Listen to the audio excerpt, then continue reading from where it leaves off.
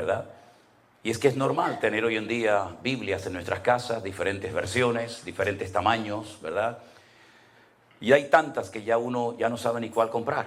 Que si la Biblia de la plenitud, la Biblia del varón, la Biblia de la mujer, la Biblia de este, la Biblia del otro.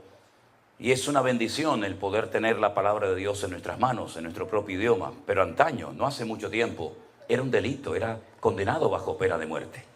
Y muchos hermanos nuestros dieron su vida para que pudiéramos tener la palabra de Dios en nuestro propio idioma. Y no tuviéramos que recurrir a sueños, ni a visiones, ni a mí me parece, yo siento, yo creo, sino ¿qué es lo que dice nuestro Dios? Leyendo la palabra de Dios, vamos a descubrir la esencia de Dios. ¿Cómo es? ¿Qué siente? ¿Qué quiere? ¿Qué le molesta? ¿Qué le agrada? La primera letra de la Biblia que aparece en el libro del Génesis en hebreo es una letra que se llama la letra Bet, que es una letra que significa casa. Es una letra que son 4 preposiciones. No se puede traducir las 4 preposiciones al mismo tiempo. Casidoro de Reina tuvo que escoger una, en, pero podía ser entre, o otra más, ¿verdad? Y la última letra de lo que conocemos como la ley, que es el libro de Deuteronomio, que se ha leído esta tarde una pequeña porción, es la letra Lamed. Si ustedes juntan esa primera letra del Génesis y la última letra del libro de Deuteronomio, juntamos o hacemos la palabra Lev. ¿Y saben lo que significa Lev? Corazón. Cuando usted lee la palabra de Dios, usted se mete y descubre el corazón de su Dios. No hay nada peor que conocer poco de nuestro Dios y de su palabra. Por eso el énfasis prioritario que le damos a la gente que se ha convertido en este tiempo es que desarrollen su comunión diaria y personal con el Señor. A través de su palabra usted puede conocer las intenciones del corazón de Dios. Y hay muchos ejemplos, no voy a hablar de esto en esta tarde, esto es simplemente una pequeña introducción. Cuando tengan que irse me avisan, porque yo cuando empiezo tengo un problema y es que no sé cuándo terminar. Pero como tengo 8 horas de diferencia, me imagino que estoy en España y juego con un margen de 8 horas, ¿no? Así que discúlpenme si me extiendo demasiado. Pero tenemos casos en la Biblia de personas que nunca leyeron la Biblia. Nunca. No fueron nunca a un culto, no tuvieron un pastor, no iban a la escuela dominical de niños, nunca fueron a ningún campamento cristiano. Pero ellos conocían la esencia de Dios. Por ejemplo, tenemos al joven José. Yo veo que hay jóvenes en esta tarde aquí. Y fíjense que cuando José fue vendido por sus propios hermanos y apareció y dio con sus huesos en Egipto y posteriormente en la cárcel, él nunca había leído la Biblia, no se había escrito ni una letra de la Biblia. Todavía Moisés faltaban cientos de años para que naciera. Pero cuando a él lo compra un señor llamado Potifar, ¿se acuerdan? Es curioso, ¿no? Para los hermanos era un peligro, para Potifar era una bendición. Qué cosas tan extrañas a veces aparecen en la vida, ¿verdad? Pues dice la Biblia que la esposa de Potifar se enamoró de él y quería mantener relaciones con él. Y entonces él le dijo, ¿cómo voy yo a pecar contra mi Dios? ¿Cómo sabía él que eso era pecado? ¿Dónde estaba escrito? No estaba escrito en ninguna parte, pero él tenía comunión y relación con el Señor. Y cuando tú tienes comunión y relación con el Señor, tú conoces el corazón de tu Dios, ¿sí o no? Él no necesitaba leer la Biblia. Cuando el Señor le dijo a Abraham, sal de tu tierra y de tu parentela, él no dijo, ¿me habré inventado esta voz? ¿Será producto de mi imaginación? No le voy a hacer caso a esta voz. Él sabía que era Dios el que lo estaba llamando. Y lo dejó todo, dice la Biblia, sin saber a dónde iba.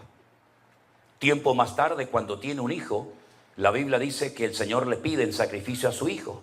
Y él podía haber dicho, Señor, ¿me lo prometiste? ¿Me lo diste?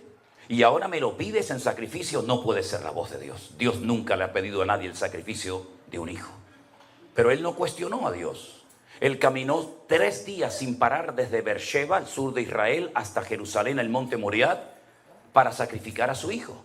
Porque él sabía que el Dios que lo había llamado de Ur de los Caldeos para ir a la tierra prometida era el mismo Dios que ahora le estaba pidiendo a su hijo que lo sacrificara sobre un altar en el monte Moriah. ¿Cómo lo sabía? Por la comunión, por la relación que tenía con el Señor.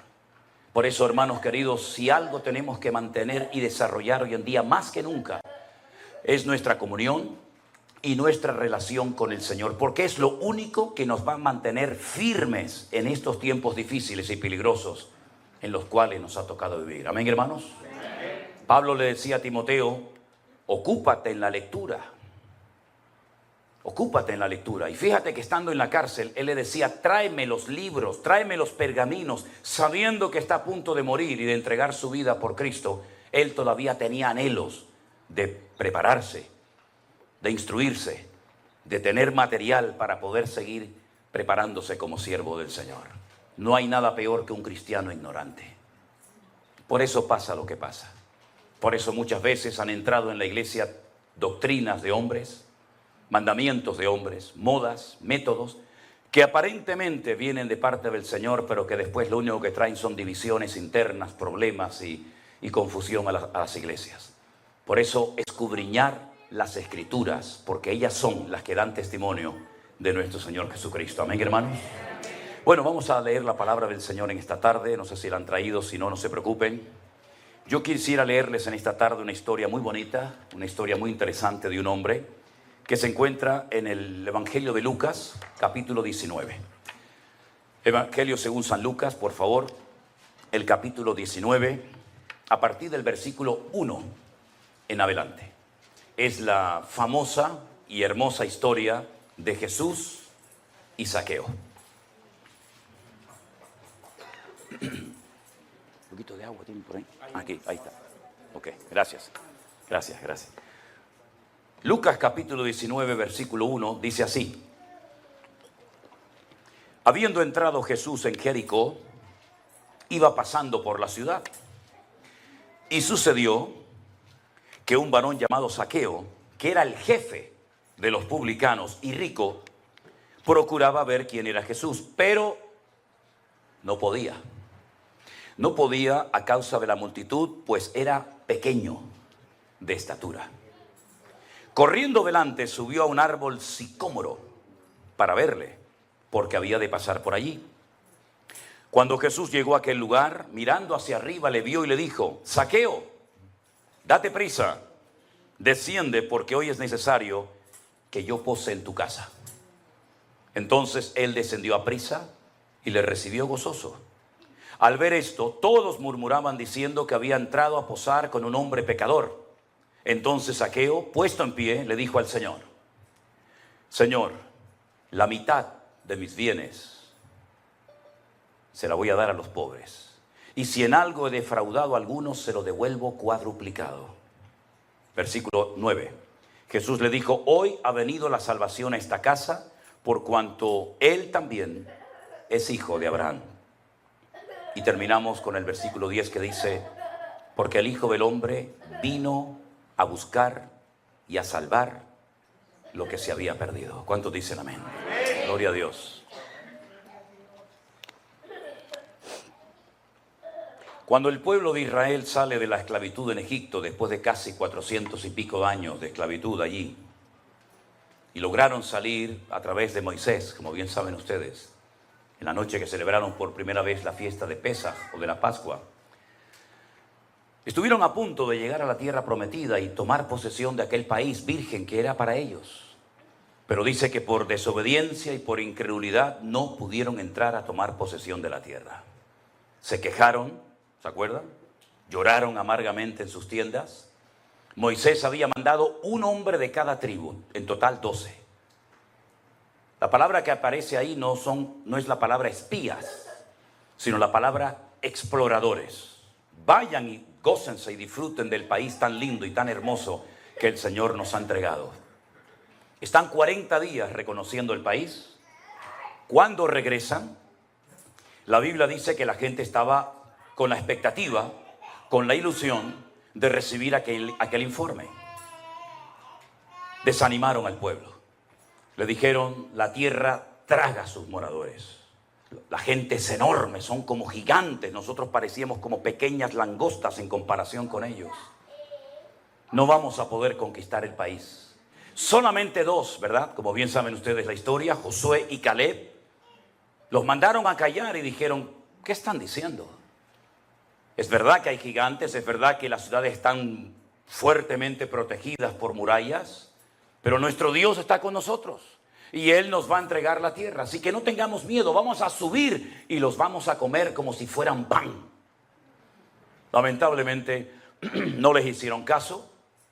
El Señor les dijo: 40 días habéis estado recorriendo la tierra a día por año. 40 años dando vueltas en el desierto hasta que toda esta generación de incrédulos desaparezca y Dios levante una nueva y fresca generación sin vuestros temores, vuestros traumas, vuestros complejos, y que se atrevan a tomar posesión de la tierra que fluye leche y miel, la tierra de Canaán.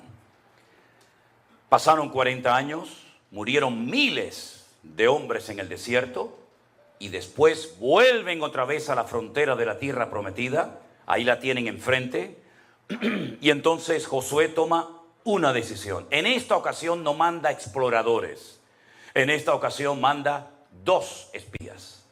2 espías que tienen que pasar desapercibidos. 2 espías que no van a cara descubierta para que todo el mundo los conozca y los vea. Tienen que pasar desapercibidos para que traigan un informe a Josué de cómo es la ciudad de Jericó. Si ustedes han ido a Israel, los que han ido conmigo lo saben perfectamente. Tenemos el río Jordán como frontera natural que divide lo que hoy en día se llama Jordania, antaño Moab, de Israel. Y nada más cruzar ese río, que en ese lugar del país es muy estrecho, inmediatamente enfrente te encuentras la enorme y gigantesca ciudad de las palmeras o la ciudad de Jericó. En aquellos tiempos, hoy en día no, en aquellos tiempos la ciudad tenía una doble muralla, eran como especie de círculos concéntricos, ¿verdad? Una muralla enorme por fuera y más adentro otro círculo. Cuando los 2 espías llegan a la casa de una tal Rahab, ¿se acuerdan? Rahab la ramera, les da hospedaje y ella les dice: hemos oído lo que vuestro Dios ha hecho por vosotros. Sabemos perfectamente que la ciudad va a caer en vuestras manos. Hemos oído cómo habéis vencido a los reyes que se levantaron contra vosotros en el desierto.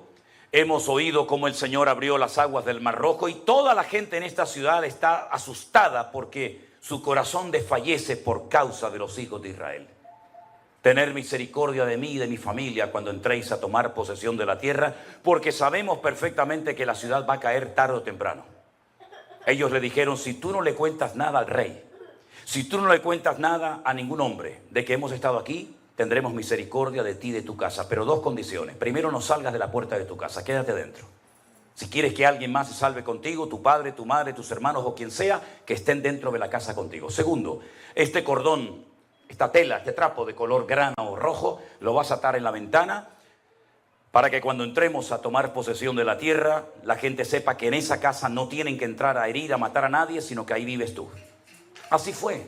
Todos conocemos la historia. Después de días y días de dar vueltas, la ciudad cae y las murallas de Jericó, según los arqueólogos, que les llamaron mucho la atención, no cayeron según la posición de las piedras de adentro hacia afuera, ni tampoco de afuera hacia adentro se cayeron, sino que todavía tenemos en nuestra retina las imágenes de cómo cayeron las famosas Torres Gemelas. ¿Se acuerdan? Se desmoronaron, cayeron de arriba abajo porque no era una obra del hombre.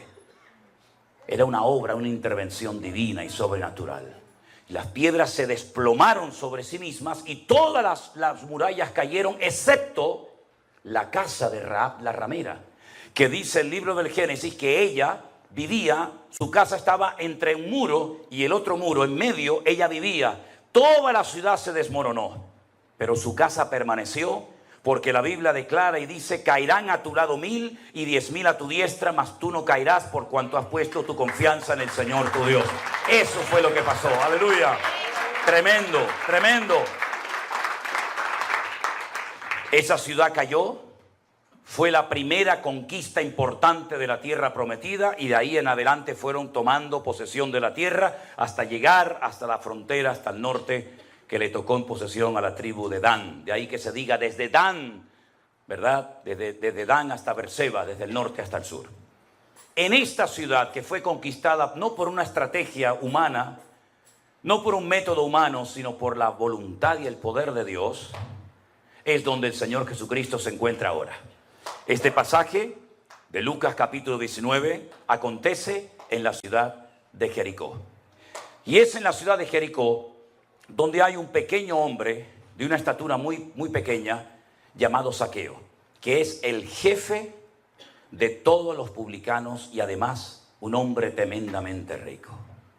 Los publicanos en aquella época eran personas odiadas. Nadie quería tener contacto y comunión con los publicanos. Ellos no eran romanos. Los publicanos no eran extranjeros, por lo menos en Israel. Eran judíos que se pasaron al bando contrario, al bando del enemigo, y se encargaban de recaudar los impuestos para el enemigo y al mismo tiempo se llenaban los bolsillos. Y por eso se enriquecían de una manera injusta. Este es el jefe de todos ellos. Uno de los peores insultos que se te podía decir en aquella época a un hombre era llamarte publicano, que es lo mismo que traidor. Traidor, recaudando, sacando el dinero, robándonos el dinero, nuestros ahorros, nuestros recursos, para dárselos al imperio romano, al enemigo. El Señor Jesucristo llega a la ciudad de Jericó porque fue conquistada milagrosamente por el poder de Dios y este hombre lo quiere ver, pero dice la Biblia que es muy pequeño de estatura. No lo puede ver, no se desanima, no se deprima, no dice, bueno, total, ¿qué más da? Sino que sale corriendo, se sube a un árbol sicómoro. De hecho, el árbol sicómoro más famoso de Israel justamente está en Jericó. Los turistas van y se sacan fotografías al lado de un árbol sicómoro. ¿Y qué es un árbol sicómoro? Ustedes saben que para trepar, para subir a un árbol, a veces uno tiene que poner una escalera, porque las ramas están muy altas, pero el árbol sicómoro no. El árbol sicómoro es muy fácil treparlo, es como si fuera una escalera, porque las ramas empiezan desde abajo, así. Y entonces usted va pisando la primera rama, la segunda, la tercera, y enseguida se ponen en 4, 5, 6, 7 metros muy fácilmente, porque las ramas son muy anchas, muy fuertes y empiezan desde el suelo. Y eso fue lo que hizo Zaqueo. Trepa a lo alto del árbol sicómoro para ver el rostro, para conocer al Señor Jesucristo, que ya en aquellos tiempos era muy famoso, porque él se dirigía a Jerusalén. No se olviden, el camino que va de Jericó hasta Jerusalén son 35 kilómetros. Era el camino por el que iban los sacerdotes. Los sacerdotes vivían en Jericó y cuando les tocaba subir a Jerusalén una semana a ministrar, salían por ese camino, llegaban a Jerusalén y a la semana volvían a su casa y subía otro turno de sacerdotes. Se conocía como el camino de la sangre, porque la gente sabía que los peregrinos iban con sus diezmos, con sus ofrendas, con sus aportaciones a la casa de Dios, y entonces los ladrones se apostaban en el camino para saltearlos. La famosa historia del samaritano, ¿se acuerdan? El buen samaritano, ¿dónde se lleva a cabo? Ese hombre que es herido, que casi lo matan, en el camino que desciende de Jerusalén hasta Jericó. Zaqueo lo que hace es que está esperando pacientemente para ver el rostro del Señor Jesucristo, y para sorpresa de él, Jesús no sigue de largo, sino que se detiene al pie del árbol y le dice, Zaqueo. Fijaros que lo llamó por su propio nombre. Es que nuestro Dios conoce absolutamente todo. No le tuvo que decir, ¿qué haces allá arriba? ¿Cómo te llamas? ¿Cuánto tiempo llevas allá arriba? Es que lo que nadie sabe y conoce en esta vida, nuestro Dios lo conoce perfectamente. Él nos conoce desde el vientre de nuestra madre. Él sabía que tú ibas a nacer. No es casualidad que tú hayas nacido. Se quedaron millones de futuros o de posibles hermanos nuestros por el camino. Se quedaron por el camino millones de niñas como tú, pero no llegaron a la meta. Pero el Señor permitió que tú llegaras a la meta. Y cuando eras así una cabecita prácticamente que hay que mirarla por un microscopio, tú llegaste porque el Señor te diseñó desde el vientre de tu madre para que tú vivieras de gloria en gloria, de victoria en victoria y de bendición en bendición. No es casualidad que hayas nacido. Al contrario, hay un propósito, hay una razón de ser. Si cuando no eras nada sin Cristo llegaste el primero a la meta, imagínate ahora que el Señor está contigo como poderoso gigante. Nadie te podrá hacer frente en todos los días de tu vida. ¿Cuántos dicen amén? El Señor Jesucristo le dice, baja, Zaqueo, ven. yo hoy quiero comer en tu casa. Claro, para muchos fue un escándalo, porque hay personas, cristianas evangélicas también, que ya creen que lo saben todo. Tienen sus esquemas. Esto está bien hacerlo en la iglesia, pero esto no. Porque te educaron, te criaron como que tú eres el que controlas. Tú eres el que sabes. Y entonces, en cuanto se sale el programa del protocolo o del horario, o el predicador no sé qué, o el músico, enseguida nos ponemos nerviosos. Y por eso muchas personas en la época del Señor Jesucristo se ponían nerviosos cuando, por ejemplo, veían que iba a entrar a la casa de un publicano, de un traidor. Porque no les cabía en la cabeza que el Señor, si era tan santo y tan sabio, entrara a comer a casa de un pecador. Pero ¿para qué vino el Señor Jesucristo a este mundo, mi hermano? ¿Para darle una palmadita en la espalda a los religiosos y que sigan con su fariseísmo y con su hipocresía? ¿O Él vino a buscar y a salvar lo que se había perdido? Porque es muy fácil ser cristiano aquí adentro. Pero es que yo he visto un montón de gente durmiendo ahí en la vereda de esta calle, que de alguna manera habrá que ir a alcanzarlos para Cristo, o por lo menos evangelizarlos en algún momento. Pero no le lleve una Biblia a un muchacho que está enganchado a la droga, a la heroína, a la cocaína, al crack, que está pasando frío, hambre. No le lleve una Biblia porque no le va a servir de nada. Llévele un pan, llévele un café con leche y después le regala la Biblia. Primero vaya a lo natural y luego vaya a lo espiritual. Pero si va a lo espiritual, una persona que está enganchado al mundo, que el diablo lo tiene en sus manos, la Biblia en ese momento ni siquiera la va a apreciar. Lo que va a utilizarla es arrancando la Biblia para hacerse canutos de marihuana y fumárselos, como muchas veces ha sucedido. Entonces Jesús entra en la casa de Zaqueo, el publicano, porque es la persona más representativa de la ciudad en cuanto a los pecadores se refiere. Ahora, fíjese qué interesante, ocurren cosas que si usted no conoce un poquito la ley del Antiguo Testamento le van a resultar sorprendentes. Jesús entró en su casa, no fue solo, sino que fue con 12 hombres más, sus 12 discípulos, ¿verdad? No abre la boca en ningún momento, no dice absolutamente nada, no le reprocha a Zaqueo absolutamente nada. Nosotros a veces, algunos cristianos tienen la manía, la mala costumbre de cuando entra un pecador a la iglesia, una persona de la calle, queremos en 5 minutos cambiarle la vida. Y no lo bautizamos ahí mismo porque no hay posibilidad, si no hasta lo harían. Que si huele mal, que si lleva una virgen o un crucifijo colgado en el cuello, que si va en sandalias o descalzo. Tranquilos, la obra no la vas a hacer tú. La obra la va a hacer el Señor. Porque si la haces tú, la obra va a durar lo que dura el culto. Pero si la obra la hace el Señor, va a durar por la eternidad. Entonces,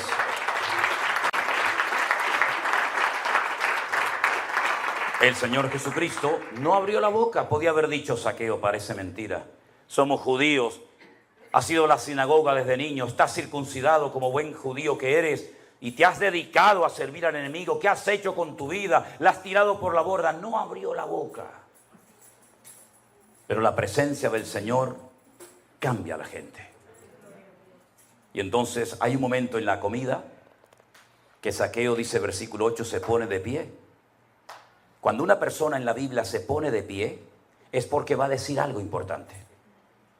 Era la forma de la época. No había micrófono, no había megafonía. Entonces un hombre, una mujer se ponía de pie y todo el mundo guardaba silencio, porque algo importante va a decir. Él se pone en pie y dice: Señor. Lo llama Señor. En hebreo hay 2 palabras para la palabra Señor. Una es la palabra Baal. Sí, Baal. La del ídolo, sí, Baal. Baal significa Señor, lo que sería el Señor en minúscula para nosotros. ¿Me explico? En hebreo no existen mayúsculas y minúsculas. Baal es Señor, por eso dice que Sara llamaba a Abraham mi Señor. Baalí. Pero la otra palabra que solamente se emplea para el Señor Dios Todopoderoso es la palabra Adonai o Adoní, que es mi Señor. Y si usted lee el Nuevo Testamento en la versión hebrea, dice Adoní, mi Señor, no Baal, sino Adoní, lo está reconociendo como el Señor. Luego ya empezamos bien. Le llama Señor, lo reconoce como el Señor, lo reconoce como el Creador, lo reconoce como el amo de su vida, y entonces añade la siguiente expresión: Señor, la mitad de mis bienes se la voy a dar a los pobres. La mitad. Imagínate tú, saca cuenta de todo lo que tienes. Y dice, bueno, tengo $1.000.000 en cosas. La mayoría de ustedes tienen eso, ¿no? La mitad, $500.000 se lo voy a dar a los pobres. Pero es que no te lo van a devolver. Es que no lo puedes dar con intereses. Bueno, es una inversión. Les doy $500.000 y recibo a los 6 meses 700.000. No. Se lo voy a dar desinteresadamente. La mitad de mi patrimonio se lo voy a dar a los pobres. Algunos dirán, pero esto es una locura. ¿Qué le pasó a este hombre? Es que cuando Cristo entra en un hogar, uno hace locuras para el Señor. La mitad de mis bienes se la voy a dar a los pobres. Y escucha, y si en algo he defraudado, tú sabes que has defraudado, Zaqueo. Tú sabes que esa riqueza no vino de trabajar. Muy poca gente se hace rica trabajando, ¿eh? Discúlpenme. En España. Aquí no. Aquí yo sé que trabajan y todo el mundo se hace rico. Ya. Vienes con una mano delante y una mano detrás y en un año eres millonario. Ya. Y yo me chupo el dedo, como decimos ahí en España, ¿no? También, ¿eh? Si en algo defraudado, y era para decirte, pero ¿cómo no vas a defraudar, querido? Si la casa que tienes, la ropa que tienes, todo el patrimonio que tienes, ¿de dónde rayo lo has sacado, mijo? Si te has enriquecido a costa de la gente abusando de tu autoridad, porque eres el jefe de todos los publicanos. Si los publicanos ya eran ricos y tenían capacidad económica, imagínate el jefe de todos ellos, ¿verdad? Si en algo defraudado se lo devolveré cuadruplicado. Y ahora aquí tengo que pararme a dar una pequeña explicación. La ley de Moisés, la ley que el Señor le dio al pueblo de Israel en el monte Sinaí, dentro de los 613 mandamientos que tienen, 613, hay uno que decía que cuando una persona robaba algo, no era suficiente con pedirte perdón. No era suficiente con...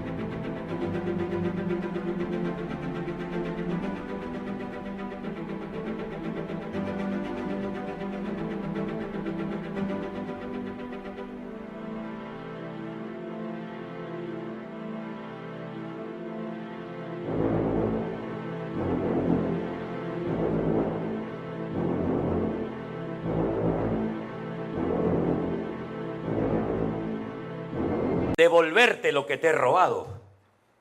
El Señor va mucho más allá y dice, pides perdón, devuelves lo que has robado y le das 4 veces más de lo que has robado. Tienes que demostrar que estás arrepentido. Porque si usted a mí, hermano, me ha robado y usted viene a mí y me dice, pastor, hermano, hermana, discúlpeme, quiero pedirle perdón porque el otro día le robé. Yo digo, sí, yo te perdono, pero dame lo que me robaste. Cristianos sí, pero tontos no. No te pases. Me robaste el otro día esto, me lo das. Yo te perdono siempre, pero no te pases un pelo conmigo. Me devuelves. Y en el cristianismo, Santas Pascuas. En el judaísmo no. En el judaísmo me devuelves, me pides perdón y me das 4 veces más. Es decir, que si el otro día fuiste al campo y te gustó una vaca que yo tenía allí en el campo, me la devuelves y me das 4 más. Y tú dices, pero ¿esto quién lo hace? El que verdaderamente está arrepentido. Es lo que decía Juan el Bautista. ¿Se quieren bautizar? Claro, porque ahora todo el mundo lo hace, es la moda. Haced frutos dignos de arrepentimiento. Demostradme que estáis arrepentidos. No es suficiente con decir, por mi culpa, por mi grandísima culpa, yo pecador me confieso. No, eso ya no vale, eso era antes. Ahora tienes que demostrar que usted está arrepentido. Me das lo mío, me pides perdón y me das 4 veces más. Por eso David robó una mujer y 4 de sus hijos los perdió. ¿Lo entienden? El que roba, 4 veces más. Ay, amigo, esto es serio, ¿eh? Es que el cristianismo es para hombres, no es para mequetrefes. no es para, ¿verdad? No, esto es un esfuerzo que con la ayuda del Señor lo podremos hacer, solos no. Entonces cuando Zaqueo se levanta, reconoce públicamente que ha sido un ladrón, un sinvergüenza, que ha robado, que ha manipulado, que ha extorsionado, que ha destruido familias enteras, porque los publicanos iban acompañados de los romanos. Y cuando entraban a una casa, tiraban la puerta y decía, a ver, los impuestos. Y ahora me llevo a la oveja, me llevo a la niña como esclava, me llevo al niño para trabajar en mi campo y toda esa ropa me la llevo. Así eran los publicanos, eran abusadores, eran personas sin escrúpulos, eran personas que vivían solamente pensando para sí mismos, egoístas, ególatras. Y así fue Zaqueo toda su vida, hasta que la presencia del Señor, hasta que el mismísimo Señor Jesucristo entró en su casa y el Señor solamente mirándolo a la cara, le entró una vergüenza, le entró una convicción de pecado. Por eso cuando una persona se llama cristiana, tiene que demostrarlo con sus acciones. Primera de Juan capítulo 1 dice, si hubiéramos pecado, abogado tenemos para con el Padre, y si alguno dice que es hijo de Dios, debe andar como Él anduvo. El título no sirve de nada. En el mejor equipo de fútbol del mundo, ¿saben ustedes cuál es, no? A ver, díganlo por favor. Díganlo, no tengan vergüenza. El mejor equipo del mundo será siempre el Real Madrid. Toda la vida, toda la vida. Lo hemos demostrado hace unos días. ¿O no? No serás de Barcelona. Lo siento por los de Barcelona. El que se pica, que se rasque. En el Real Madrid había un muchacho, hasta el otro día, que se llamaba Cristiano. Pero no era cristiano. Tenía el nombre de cristiano, pero no era cristiano. Y había otro que se llamaba, yo lo voy a decir como se llamaba, perdonen si ofendo, Kaká. Y era cristiano. Sí, era cristiano. Kaká era cristiano. Cristiano no era cristiano. Entonces no es un título. ¿Usted que es cristiano? Demuéstrelo. ¿Cómo? Con sus acciones. Por sus frutos los conoceréis. No porque cantan lindo, no porque tocan precioso, no porque predican de una forma increíble, no porque tiene una personalidad que, madre mía, arrolladora. No. Es por los frutos los conoceréis. Y el fruto lleva tiempo. ¿Y el fruto cuál es? Gozo, paz, paciencia, benignidad, mansedumbre, fe, templanza. Contra tales cosas no hay ley. En otras palabras, hay que demostrar que verdaderamente hemos nacido de nuevo. No solamente con palabras, sino con acciones. Y cuando el Señor vio en Zaqueo que estaba dispuesto a cambiar, porque hago un paréntesis, no sé aquí en América, pero hay gente que no quiere cambiar. Pastor, a mí me costó 40 años aprender esto. Yo creía que todo el mundo cuando escuchaba la palabra iban a cambiar, pero no, yo me engañé durante mucho tiempo a mí mismo. Hay gente en las iglesias que no quieren cambiar. Entonces no perdamos el tiempo con la que no quiere cambiar, con el que sigue R con lo suyo y no quiere cambiar, cuando ese tiempo se lo podíamos haber dedicado a esa familia, a ese hermano que quería cambiar y perdimos el tiempo. ¿Se da cuenta, hermano? Hay gente que no quiere cambiar. Te respetan, te saludan, te admiran, te piden autógrafos, te piden fotos, pero en el fondo no quiere cambiar, va a seguir igual. Pues no pierdas el tiempo, que ya somos muy mayorcitos para perder el tiempo, hermanos. ¿Te das cuenta? Entonces ahora hay un hombre serio, genuino, que dice, no, a mí me va a costar dinero el ponerme en orden. A mí me va a costar dinero, yo me tengo que desprender de cosas que yo he robado a familias. Yo he arruinado la vida de muchas personas en mi ciudad donde vivo y todo el mundo me conoce. Y ahora imagínense, yo digo que soy seguidor de Cristo, sí, pero me robaste la casa, me robaste a mi hija como esclava, me robaste el terreno, me robaste las ovejas, me robaste las vacas. Entonces, ¿qué cristianismo es este? El mismo perro con distinto collar. Antes iba a misa y ahora voy al culto. Antes comía la hostia y ahora como el pan y el vino. ¿Esto qué es? Todo un relajo. Pero entonces el Señor, cuando ve que va en serio y dice, ahora reconoces que has defraudado. Qué cosa curiosa. Es que el Espíritu de Dios viene a convencer de pecado. Entonces ahora, al final de la larga conversación y de la comida, ahora sí habla el Señor. Por eso hay algunas Biblias, como ustedes pueden comprobar, que cada vez que habla el Señor las palabras aparecen en color rojo. ¿Sí? En este caso es así. Y ahora yo voy a leer las palabras que aparecen en rojo, después de haber escuchado a Zaqueo, y dice así, el Señor: hoy ha venido la salvación a esta casa, por cuanto él también es hijo de Abraham. Porque el Hijo del Hombre vino a buscar y a salvar lo que se había perdido. La bendición viene después del arrepentimiento. La bendición viene al hombre y a la mujer obediente, no al que quiere beneficiarse del evangelio sin pagar el precio, sin pasar por la cruz. Se ha pervertido de tal manera el evangelio que se le ofrece al pecador, se le ofrece al desobediente todo a cambio de nada. Venga adelante, oramos por usted para que reciba la unción del Señor. ¿Y para qué la quiere? ¿Para pecar? ¿Para seguir en desobediencia? Venga adelante y el Señor le va a sanar. ¿Para qué? ¿Para que te vayas al bar otra vez a emborrachar? No, venga a la iglesia, como dicen algunos hermanos. Venga a mi iglesia que oran por usted y el Señor le resuelve todos los problemas. ¡Falso! No es verdad. Hay problemas que yo tengo porque soy cristiano, que si no fuera cristiano nunca los habría tenido. Entonces usted dirá, ¿y entonces cuál es la diferencia, hermano? Si yo vengo a la iglesia y tengo problemas y tengo dificultades, es muy clara la diferencia. Que antes sin Cristo me volvía loco. La gente recurría a magos, astrólogos, adivinos, tarot, cartomancia, horóscopo, etcétera, etcétera. Y ahora todo lo puedo en Cristo que me fortalece. Y cuando clamo, Él me responde. Fuerte ese aplauso a Él. ¡Aleluya! ¡Gloria a Dios! Ese es nuestro Dios. No se sienta mal si está enfermo y el Señor no lo ha sanado. No pasa nada. No pasa nada. Aunque te sanara, te vas a morir igual. ¿O no? Porque a mí me hace gracia. Todo el mundo quiere ir al cielo, pero nadie se quiere morir. Pues para ir al cielo hay que morirse, mijo.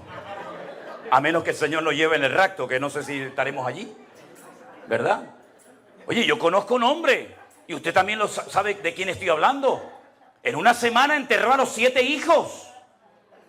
Eso tiene que ser terrible, hermano. Terrible. 7 muchachos enterrados en una semana. No te quedó ni uno. Y los animales, y las cosechas. Y hasta la mujer se le puso en contra. Y le dijo, muérete de una vez y maldice a Dios. Y los amigos vinieron más que para animarlo, para hundirlo más todavía de lo que estaba. ¿Verdad? Y la carne se le empezó a descomponer como si tuviera una sarna, una lepra maligna. Se le caía a trozos la piel. Daba asco, repugnancia estar al lado de ese hombre. Y la gente decía, pero si es tan bueno, si es tan santo, si ora tanto, ¿por qué vive así? Y cuando peor estaba, se levanta y dice, ¿saben una cosa? Aunque mi Dios me mate, no voy a dejar de adorarlo. Porque yo sé que mi Redentor está vivo y yo lo veré a Él con mis propios ojos. ¡Aleluya! Esa es un hombre de fe y de autoridad y de madurez en el Señor. Y ese es el cristianismo que hoy en día se necesita ver en las iglesias hoy en día. No gente que ante cualquier cosa ya se cambian de iglesia. No gente que como Dios no me ha sanado, yo me enfado con Dios. Y hay que ser ignorante para enfadarse con un Dios tan bueno. Porque hay una cosa que yo nunca lograré entender, por lo menos en esta vida. Y es que el hecho de enamorarnos nosotros de Dios es lógico. ¿Cómo no se va a enamorar uno de un Dios tan bueno, tan misericordioso como el que tenemos? Que me ayuda, me bendice, me levanta, me restauró. ¿Cómo no me voy yo a enamorar de Él? Pero lo que no entiendo, mis queridos hermanos,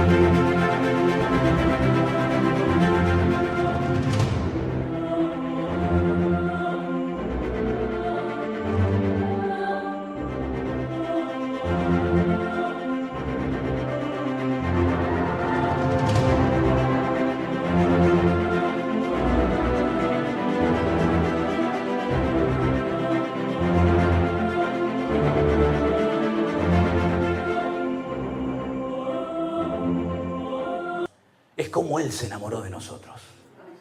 Eso es lo que yo no entiendo. Sinceramente es como cuando uno ve esos bellezones de mujer que se casan con un tío tan feo que yo digo, ¿pero qué le vio? ¿Qué le vio? Pero si esta mujer podía llevarse al que quisiera.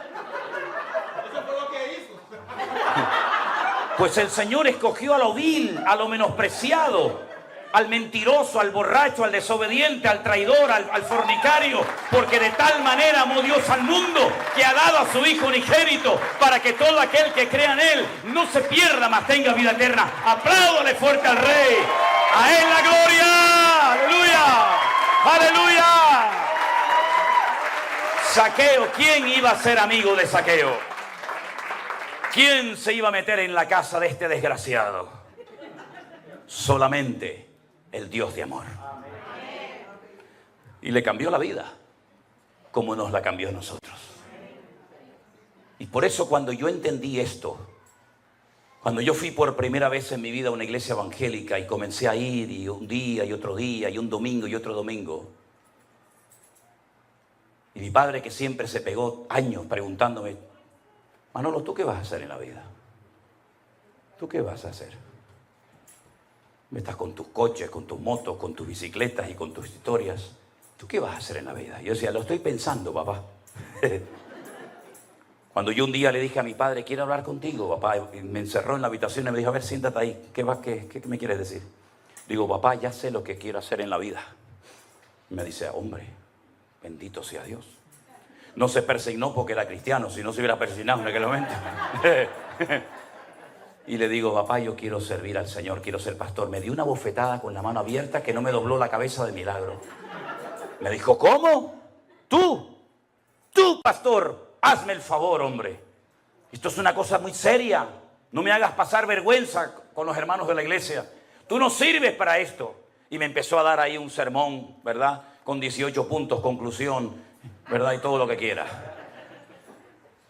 Pero yo estaba convencido de que si esto es verdad, si este libro que lo escribió o lo inspiró el Espíritu Santo, que es matemáticamente perfecto, cuando Cristóbal Colón se levantaba por la mañana y se fue al rey Fernando de Castilla, Fernando de Aragón, Isabel de Castilla, y le dijo, majestades, quiero que me financien un viaje. ¿A dónde vas? Dice, voy a descubrir un nuevo mundo, un continente. Y le dijeron, ¿pero a dónde vas, tarado? ¿Dónde vas? ¿Qué nuevo mundo? ¿Tú no te das cuenta que aquí en España hay un pueblo que se llama Finis Terre? Aquí termina la tierra. Si te vas para allá, te vas a caer. Y él dijo, no. ¿Cómo que no? No. Y usted va a Sevilla y coge el diario personal de Cristóbal Colón. Y él leía la Biblia. Dicen que era judío. Y leían Isaías, el Señor, Dios Todopoderoso, Jehová de los ejércitos, está sentado sobre el círculo de la tierra. Y la gente decía, no es plana. Él decía, no, es un círculo. Porque si fuera plana, veríamos constantemente el sol ir de un lugar a otro. Pero cuando sale por el este y se oculta por el oeste, y mañana me levanto y lo vuelvo a ver por allí, tiene que ser redonda la tierra. Si fuera plana, siempre lo veríamos de un lado para otro. La tierra es redonda, majestad, porque la Biblia lo dice. Y cuando encontramos en la palabra de Dios consejos para la familia, para los solteros, las viudas, los casados, para todo el mundo. Cuando yo descubrí que Dios había hecho hombre, se había hecho carne, y había muerto por mí en una cruz y habían metido en una tumba. Y bueno, pues fue muy bueno. Y ahí terminó. No. Ahí es cuando empezó todo. Al tercer día dice la Biblia que fueron a buscarlo y no estaba, la tumba estaba vacía. Y no es que habían robado el cuerpo, no es que se habían equivocado de tumba, no, sino que había resucitado, dice la Biblia. Y la piedra no se movió para que él pudiera salir, sino cómo va a salir. No. La piedra no se movió para eso. La piedra se movió para que tú entres y veas que la tumba está vacía. Cuando yo entendí eso, yo dije, Dios mío, esto es increíble. Que Dios murió por mí, que lo metieron en una tumba. Yo he estado docenas de veces en la tumba donde Jesús estuvo enterrado, allí en Jerusalén. Y nunca olvidaré cuando un día dentro de la cueva donde José de Arimatea la había labrado para prepararse su sepultura y la de su familia, una hermana me dice, pero hermano, ¿qué venimos a ver aquí? Y le digo, ¿aquí? Nada. Y me dice, ¿cómo que nada? Digo, ¿se imagina que estuviera ocupada? ¿Se imagina? Yo le puedo llevar al que quieran a la tumba del rey David. Digo, mira, ahí está David Hamelech, el rey de Israel, el dulce cantor de Israel. Venga, te voy a enseñar la tumba de Abraham. ¿Quieres ver la tumba de Adán y Eva? ¿Quieres ver la tumba del patriarca Jacob, Isaac? Ven, te la enseño. ¿Quieres ver dónde está enterrada Raquel? ¿Quieres ver dónde está encerrado Zacarías? Yo te llevo. ¿Quieres ver la tumba de José? Pero la tumba de Jesús está vacía. Cuando yo dije, si esto es verdad, se lo tengo que contar a todo el mundo. Porque no todo el mundo sabe esta historia. Saben la historia de Semana Santa, de la religión muerta y vacía. Que tienen que llevarlo a cuestas. Que tienen que sacarlo y meterlo cuando no llueve. Porque cuando llueve, cuidado que se mojan y se echan a perder las estatuas. Tuvimos hace poco en una de las 7 islas Canarias, en una pequeñita que se llama La Palma, un volcán que hacía 50 años que no explotaba. Así, de la noche a la mañana, en décimas de segundo, ¡pum!, explotó el volcán. 3.000 casas las destruyó en pocos días. Carreteras, colegios, fincas, terrenos, invernaderos. No destruyó toda la isla por la gracia y la misericordia de Dios. Como el volcán en las Islas Canarias va muy lento y más o menos se puede prever el recorrido que va a ser hasta que llega al mar, sabían que el volcán, que explotó más o menos como a la mitad de la isla, iba en dirección a un pueblo. No recuerdo ahora mismo Todoque, creo que se llama así el pueblo. Y entonces dijeron, uy, cuando llegue el volcán al pueblo va a destruir la iglesia del pueblo. Y entonces la gente salió corriendo a las iglesias, bajaron al San Pancracio, bajaron a la Virgen de no sé qué, bajaron al otro que estaba clavado en la cruz y veías a la gente corriendo por las calles con los muñecos a cuesta. Y yo decía, Dios mío, pero si ahora tienen una oportunidad extraordinaria para demostrarle a todo el mundo y a las Islas Canarias, no se preocupen, a mí no me tiene que cargar nadie, yo voy a parar el volcán. Conmigo no puede porque yo soy Dios, somos dioses. Tienen ojos y no ven. Tienen boca y no hablan, tienen pies y no caminan, tienen oídos y no oyen, y semejantes a ellos son los que los adoran. Pero sin embargo, nuestro Dios no hay que cargarlo en hombro. A nuestro Dios no hay que pegarle gritos, porque nuestro Dios dice, clama a mí y yo te responderé. Pedid y se os dará, buscad y hallaréis. Nuestro Dios oye, conoce y está con nosotros. Es El Shaddai. ¿Cuántos dicen amén? Y puede ser que en esta tarde haya alguien que dice, yo ese Dios no lo conozco. Claro, yo tampoco lo conocía. Yo conocía la religión que los españoles trajeron aquí, a América, y a México, y a Venezuela, y a Colombia. Yo conocía esa religión que venía con la ley, con la orden debajo del brazo de los reyes de España, que conquistaran la tierra, tomaran posesión de ellas, y los que se resistieran y no se quisieran convertir al catolicismo, le cortaran el cuello. Esa es la religión que vino de allá. Una religión que no funcionaba allí y la querían traer aquí. Una religión con la espada en una mano y con la cruz en otra. ¿Te bautizas? ¿Te haces católico? ¿No? El siguiente. Sí, venga, para adentro. Esa es la religión que tú heredaste. No la elegiste tú. Te la impuso tu papá, el abuelito y la abuelita. Esa religión no existía en la época de Jesús. Esa es la religión que viene del término religa, reluga, relegare, que significa atarse o volverse a atar otra vez. Jesús no era católico, tampoco evangélico. Jesús era judío, pero él vino enviado por el Padre para dar vida y vida en abundancia. ¿Conoces a ese Jesús? ¿Lo conoces? No lo sé. Ahora, yo ya he terminado, Yo no voy a seguir hablando más, podría hablar hasta mañana si quisiera. Pero ahora le toca a usted decidir qué va a hacer con lo que ha oído. Nosotros no venimos de España a que nos aplaudan, como ustedes comprenderán. Nosotros no venimos a España aquí de vacaciones.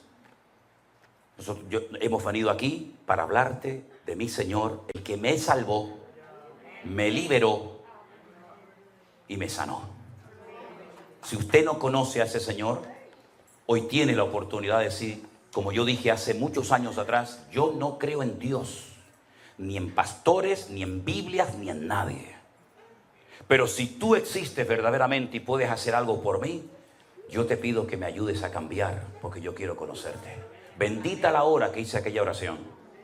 La hice con 17 años, voy a cumplir 61 años dentro de poco, y no me arrepentiré jamás en la vida de haberle entregado mi vida al Señor Jesucristo.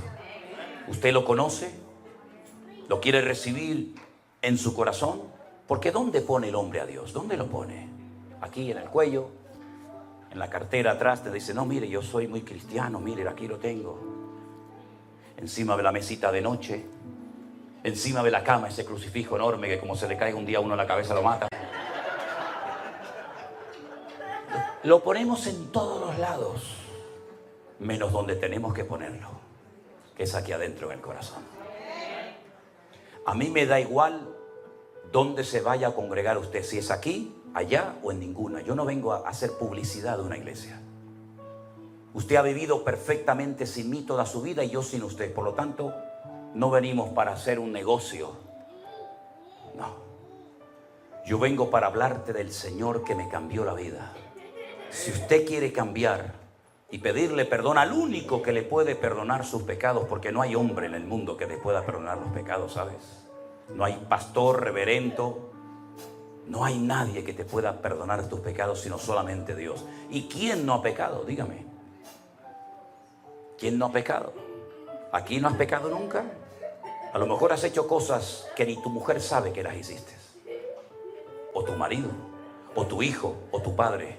Pero Dios es un Dios de amor que dio su vida en la cruz por ti, para que si hoy tú quieres conocerle, lo puedas conocer y empezar tu vida nueva. Cierra tus ojos ahí donde estás, mi querido hermano. Yo quiero preguntar en esta tarde, ¿hay entre nosotros alguna persona que nunca le ha entregado su vida a Él, al Creador del universo, al Señor Dios Todopoderoso? Pero tú lo quieres hacer en este momento. Ahora es el momento de hacerlo. Ahora es el momento de decir, Señor, perdóname. Cambia mi vida, Jesús. Quiero conocerte. Me gustaría mucho poder orar por usted. Me gustaría mucho poder orar por ti. Simplemente tienes que levantar tu mano ahí donde estás. Dios le bendiga. Dios le bendiga. Dios le bendiga. Dios le bendiga. Amén. Dios te bendiga a ti también. Gloria a Dios. Este es el momento más importante de esta reunión. Es el momento de mayor reverencia. Si hemos tenido que cruzar el charco para venir aquí, a que estas personas en esta tarde le entreguen su vida a Jesús, ha merecido la pena, pastor. Ha merecido la pena.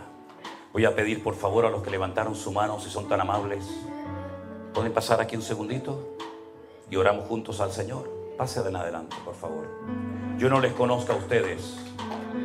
No hace falta que aplaudan, no hace falta que aplaudan, no hace falta que aplaudan. Yo quiero que toda la iglesia esté orando. No me estén mirando a mí. Vamos a orar. Aquí hay almas que van a pasar ahora de muerte a vida. Va a haber gozo en el cielo porque va a haber a pecadores arrepentidos que le van a entregar su vida a Jesús. Y es el momento más importante de este culto en esta tarde. ¿Hay alguna persona más entre nosotros en esta tarde que le quisiera entregar su vida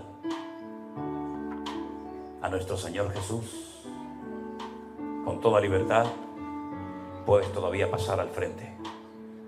Gloria a ti, Señor Jesús. Voy a pedirle a los que pasaron adelante en esta tarde que cierren sus ojos junto conmigo y repitan conmigo esta oración que no es una oración mágica, no es una fórmula religiosa, sino es simplemente una forma de guiarte para que usted pueda rendirle hoy su vida al Señor Jesús. Repita conmigo, por favor: Señor Jesús, en esta tarde te doy gracias por haber muerto por mí en la cruz. Te doy muchas gracias, Señor, porque ocupaste mi lugar en la cruz. Yo quiero que tú perdones todos mis pecados. Dígalo conmigo. Yo quiero que tú perdones todos mis pecados. Quiero que en este momento entres en mi corazón. Yo recibo al Señor Jesús como mi Señor y mi Salvador personal. Límpiame, Señor. Hazme un hijo tuyo, Señor. Y yo públicamente confieso, dígalo, quiere oírlo. Yo públicamente confieso que a partir de hoy el Señor Jesucristo será mi Señor y mi Salvador. Renuncio al pecado, pondré mi vida en orden, te obedeceré y cumpliré con tu palabra.